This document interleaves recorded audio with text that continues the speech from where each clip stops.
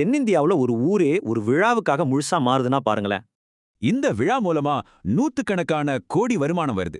அந்த பகுதிக்கே இது ஒரு பெரிய எக்கனாமிக் பூஸ்ட். கொரோனா நஷ்டத்தால துவண்டு போன பல வியாபாரிங்களுக்கு இந்த விழா ஒரு பெரிய ஆறுதல். சரி, வாங்க இத பத்தி விரிவா பார்க்கலாம்.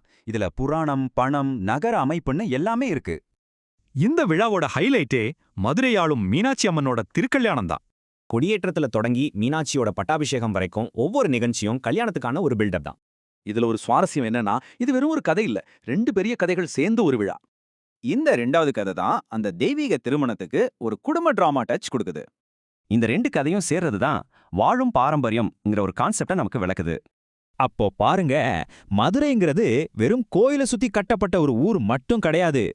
அந்த நகரத்தோட தெருக்களே இந்த விழாவுக்கான ஒரு பெரிய ஸ்டேஜ் மாதிரி தான் டிசைன் பண்ணப்பட்டிருக்கு. இந்த விழா இன்னைக்கும் எவ்வளோ பெரிய தாக்கத்தை ஏற்படுத்துது பாருங்க.